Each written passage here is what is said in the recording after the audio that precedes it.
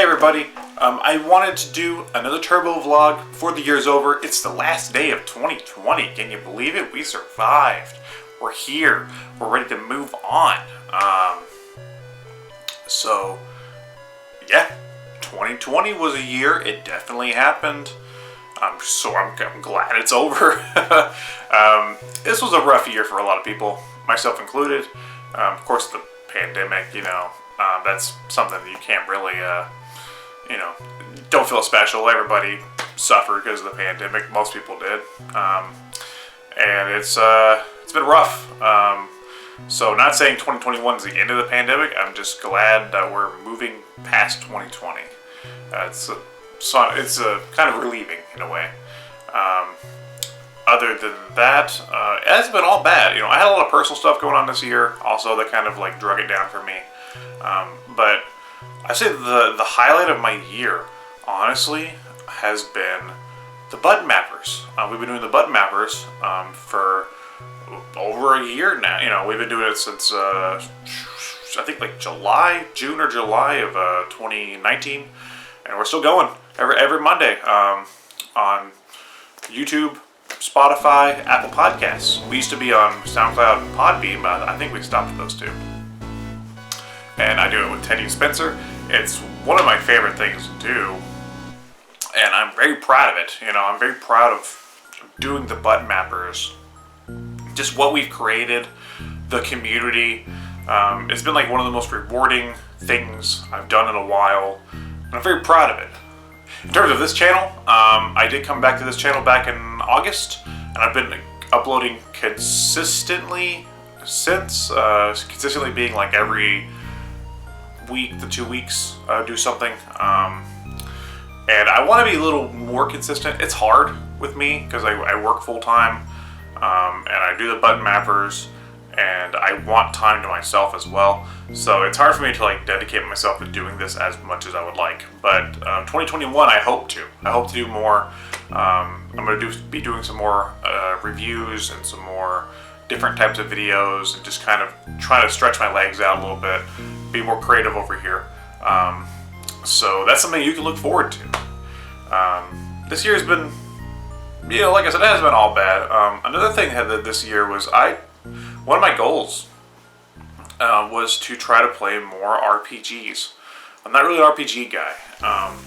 They're long, they take a while, they're fun. They're just so long, man, and I don't have that time to dedicate to games. What I can play, in 1 year, somebody, can play in a week in one game. That's just kind of me. It's me, my attention span, and what time allows. I like to, instead of focusing on one single game, I like to kind of just play around.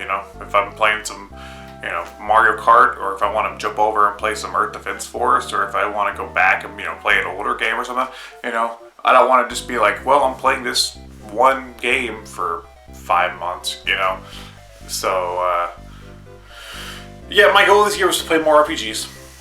And I would say I succeeded, kinda. I did, prior to this year, and prior to my, time trying to do this, I have played other RPGs, like Final Fantasy games mainly, Pokemon, and I guess Kingdom Hearts, if you count Kingdom Hearts. It's iffy on that one if you count Kingdom Hearts, but let's just say Pokemon and Final Fantasy. Those series I've always liked, especially Final Fantasy. I really love Final Fantasy, and it's funny because one of the RPGs, the only one I actually beat this year, and the one that was that meant a lot to me this year, was I beat Final Fantasy VII from the button mappers, the original Final Fantasy VII. Fantastic game. I had never beat the original before. I had played it, never beat it, and then I had experienced Advent Children, Dirge of Cerberus, Crisis Core. So I knew of the story, but I had never played through it myself fully until this year, and I absolutely loved it. And I'm on my second playthrough. I'd say that's my most played game of the year for my Switch. Was Final Fantasy VII.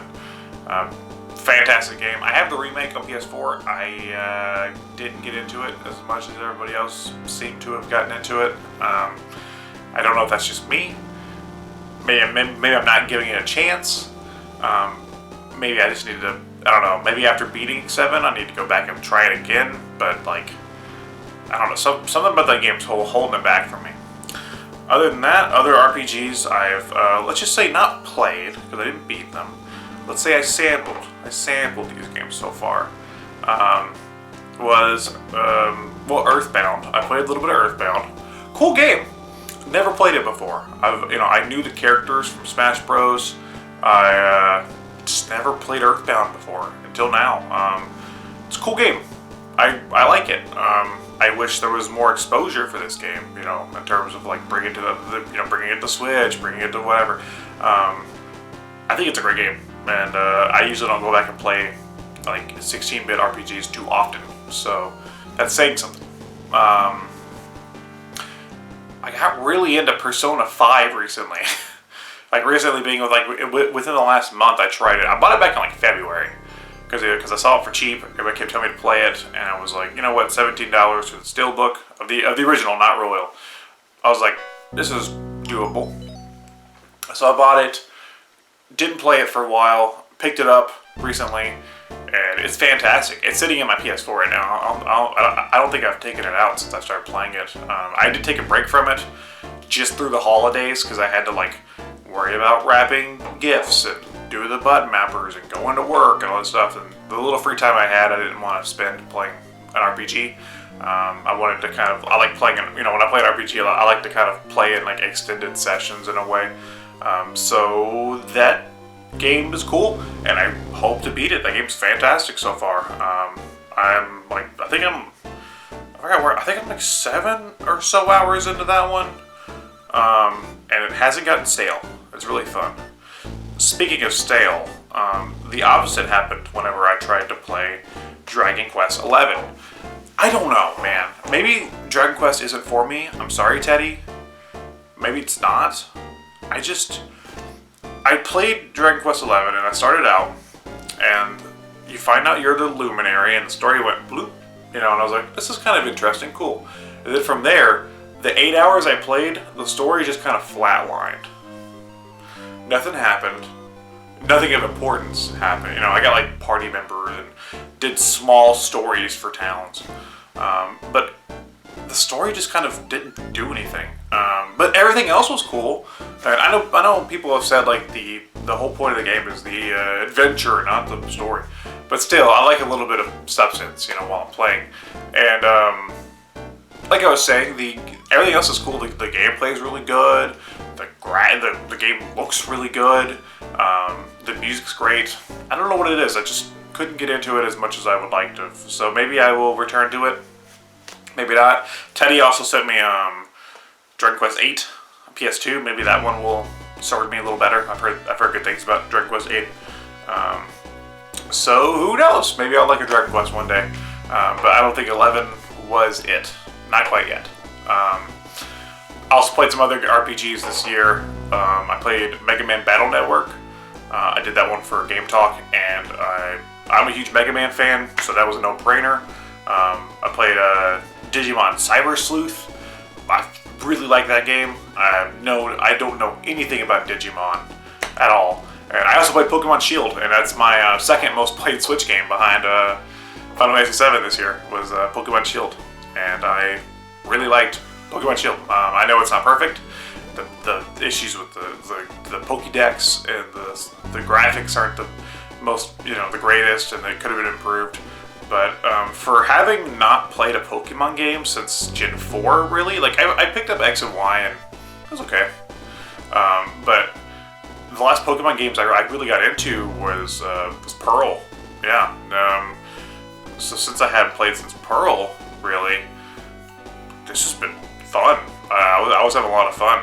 Maybe if I had played up to this point, played Black and White 2, played X and Y fully, played Sun and Moon, maybe Shield would be disappointing, but as it stands, I thought it was okay. I liked it. I like DLC and stuff too. It's fun.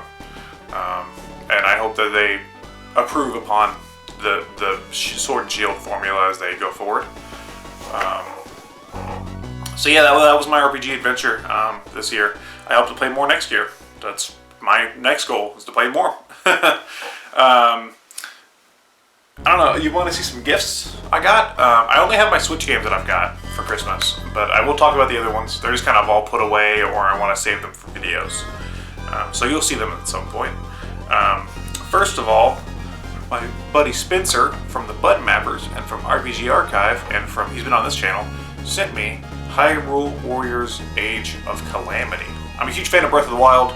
I love that game. I love how that game has like the open world style. I'm not a fan of linear Zelda games as much. I like them, you know, but like games like Ocarina of Time and Twilight Princess and all those games, I don't know, something about them just, it feels less like an adventure for me and more just like the game's wanting me to like hold my hand in a sense and go here, and now you're gonna go here. So seeing Breath of the Wild go back to like the more open roots of Zelda in a sense was a very refreshing take for me. I know Teddy didn't like it. He's gonna say this is blasphemous, but I think Breath of the Wild is the best 3D Zelda game. I think it's the best interpretation of what Zelda was whenever they introduced Zelda on like the NES or even the Super Nintendo game. Which I also love those games very much. I've always considered myself more of a 2D Zelda fan, but Breath of the Wild was fantastic, and I also loved the original Hyrule Warriors. That's a game I put a lot of time into on the Wii U. I've put a lot of time into on the Switch, and so to see them merge the two ideas of doing a Breath of the Wild Hyrule Warriors game that's actually canon. I was super into getting this, and I wasn't buying it for myself for a while because I was worried about getting Christmas gifts and other things. But Spencer, being the nice, fancy gentleman he is, purchased this for me for Christmas, and I've put about 10 hours in so far. I love it. I love games like the Warriors style games that are just really kind of like shut off your brain and grind, kill hundreds of enemies, level up, do that sort of thing. And I've been playing this one, and this one's great. So if you are a fan of Breath of the Wild and you want more of that world, this isn't Breath of the Wild. It's still a Warriors game, but the story and the presentation, it's totally Breath of the Wild. It's so cool. And then for Christmas, my family, they got me more than just Switch games. They even got me other games. They got me like Mario Party 2 on the 64. They got me Beautiful Joe Double Trouble for the DS. They got me another game that I'm not talking about yet because I'm going to do a video on it, and you'll see what it is when I do a video on it. But in terms of the Switch games, they got me 3 Switch games, and they were Spongebob SquarePants Battle for Bikini Bottom Rehydrated. Fun little 3D platformer that I used to play as a kid. I loved the original Battle for Bikini Bottom. I love SpongeBob in general, honestly. That's kind of like the era I grew up with was like early SpongeBob. So I've put some time into this one so far, and it's a pretty faithful remake. It's got some weird bugs it needs to work out with the visuals and some other few things, but overall, it's pretty good. If you were just wanting like a straight remaster of the original game, this is pretty fun so far. Next up, we got Space Invaders Forever. This one actually just came out, and it's got 3 Space Invaders games. Now, there was a different collection that came out in other territories. It was like Space Invaders, the Invincible collection that had like 12 games. I don't know why we didn't get that. That's kind of lame. But this is Space Invaders Forever. It came with 3 games. It has Space Invaders Extreme, Space Invaders Gigamax, and Arkanoid versus Space Invaders. Weird that it didn't have the original Space Invaders or like any of those incarnations, but I guess Extreme is close enough. It's a great little collection. I love these kind of old arcade shmups. So Space Invaders can live in my heart forever.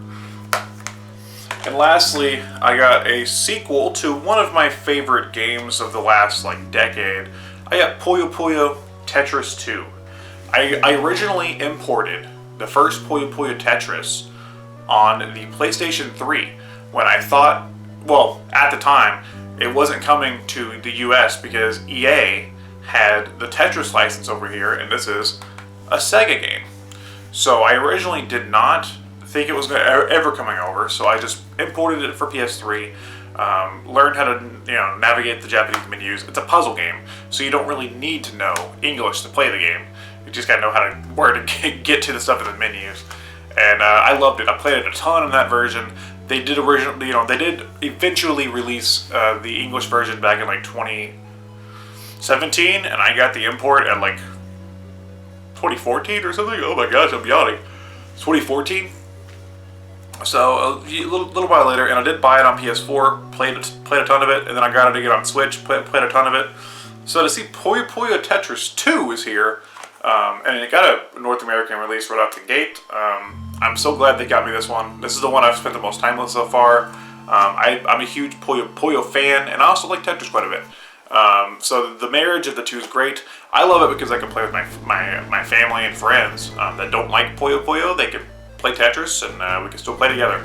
And it's a lot of fun. It's got a great little story mode. It's got it adds like a new skill battle mode along with the original, like the other modes. It's a sequel to a puzzle game, so they you can't expand it too much, but they add enough to keep it fresh. And I think this is a fantastic release by Sega. And then Teddy sent me some stuff too, but it's all put away. He sent me some Game Boy games and a Game Boy Advance game, and they're pretty cool. I think the coolest one was Quarth for the Game Boy. It's a fun little shooter game. And some other ones. I always appreciate Game Boy games because that's one console that I've gotten into in the recent couple of years in my Game Boy collecting and stuff.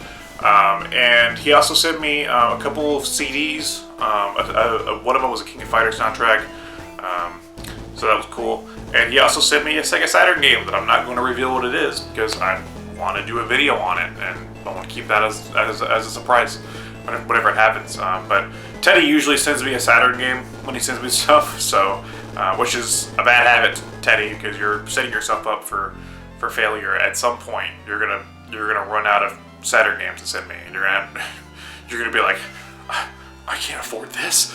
I'm not buying this. But no, I always appreciated it, whenever he sends me Saturn games, because I absolutely love my Sega Saturn.